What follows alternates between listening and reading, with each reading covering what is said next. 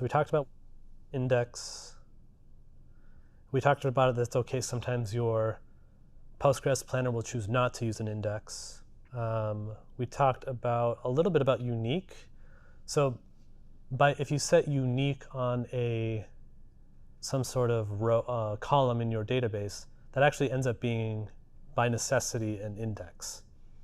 So let's go look at, I have a good example here. So if I was creating this American addresses table, it'd have its own ID. This primary key would be the ID for it, right? So this would have its own index because it's the primary key. And then I would have street address, city, and state. And if I'm having some sort of database, or sorry, some sort of table, street addresses, I'd want that to be unique, right? I don't want to have two entries of a person that lives on, 123 Main Street, right? Because I'm pretty sure there's a 123 Main Street in literally every city in America. So I can't have street address by itself be a unique index. It probably can't even be for the city, right? Because there could be in different parts of the city, or sorry, there could be Springfield in Illinois and Springfield in another state, right? So you can't do just street address and city. You have to do it street address, city, and state, which you can do with this unique constraint here, right? And this will actually create an index for you. So when you start searching for addresses by complete with street, city, and state, you'll actually be using an index. So that unique constraint can be useful for more than just keeping things unique in your tables. It can also be really useful for lookups. It also helps for insertion performance. Because if you had a unique constraint without an index, every time that you inserted something into your table, it would have to look at literally every row in the other table to make sure that it was unique. That's too slow. That's why it creates an index for you. Sorry, maybe I missed this, but does that create a new column? No. No, okay. This does not create a new column. It just creates a constraint. Going back to my query that I've been writing, let's do this one. Let's say it's absolutely critical for me that I need to be able to query by movie name. If I'm writing a movie searching application, that seems very reasonable that I would search by name. So let's create an index on it. Because 5060, pretty expensive for something I'm going to be doing a lot, like some sort of code hot path. So I'm going to say create index, call it whatever you want, index name, that's a pretty common one to call it, on movies, the name of the table, name, the name of the thing that you're indexing on.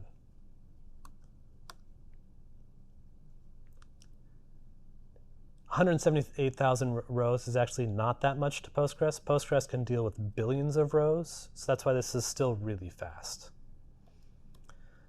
Now if I run this again, I went from 5060 to 1230. A little bit of a performance increase, right? You see that I went from a sequential scan to a bitmap heap scan, which is another kind of index scan. In fact, you see right there, bitmap index scan. The reason why it's not quite an index scan is because there still could be multiple Tron legacies, which is true, right? This took 27 milliseconds. This took, well, you kind of have to look at these combined together. So this took, 27.5. This took almost 2 milliseconds. So over a 10x speed up. It's kind of wild, right? That it was that simple for us to do that. So a well-placed and a well-created index makes a huge amount of difference. It's just really hard to pick the right one. But when you get it, it's so sweet. I'm showing you very simple examples. It's on purpose because one, I have a really hard time myself identifying the correct ones. And normally you have, like if you're doing something like I showed you that really long query, I usually have to go find someone that's like really advanced in databases. They're usually not even an engineer. They're usually some sort of operations person or like a consultant that actually works for Oracle or something like that. It's a whole separate pool of talent to have of choosing the right index. Can you just do delete index as well? I think it's drop. Drop, okay.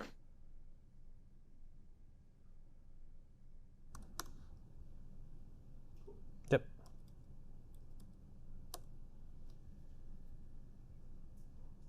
Okay.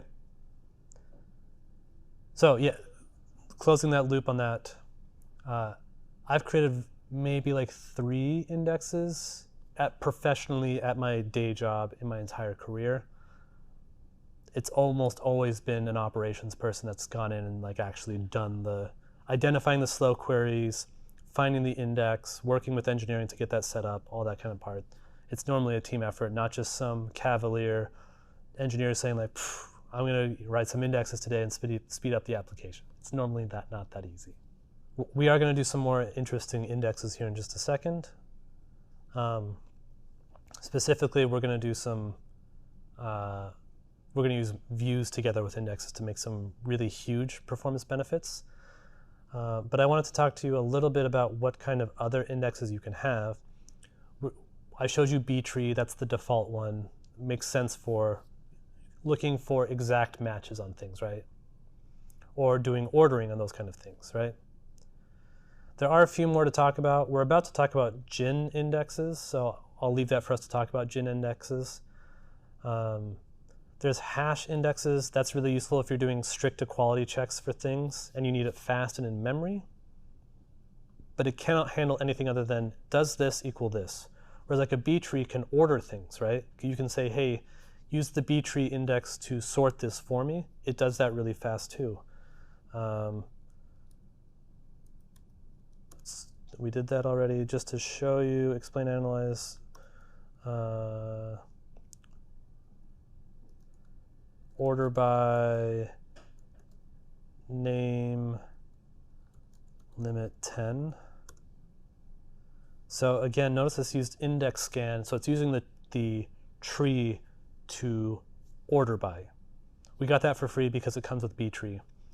The other cool thing is you're not limited to ascending, descending. It actually is really, you can see it says index scan backwards. It's actually able to use indexes backwards as well. That was not always the case. You can actually tell it to index things backwards if you're going to be doing descending, because obviously it's actually literally the same. So in this case, it doesn't even matter, but you can actually tell it to index it backwards. But apparently in this case, it would have made 0 difference. They allow you to do it, so maybe it's useful. I don't know.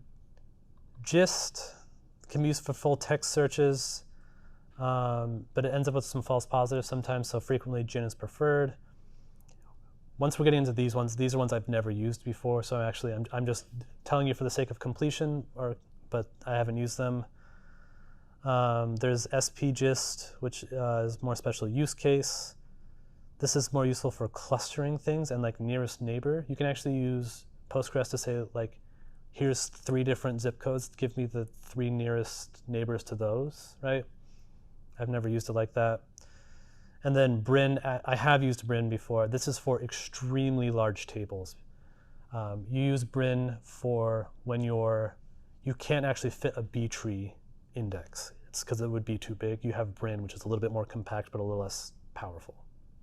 So I left a little link here for you if you want to go check those out and read more in depth in them than I've talked about. But just know B-tree almost always, hash sometimes, GIN somewhat frequently, and we'll talk about GIN here in a second. Everything else is, Wild West to me.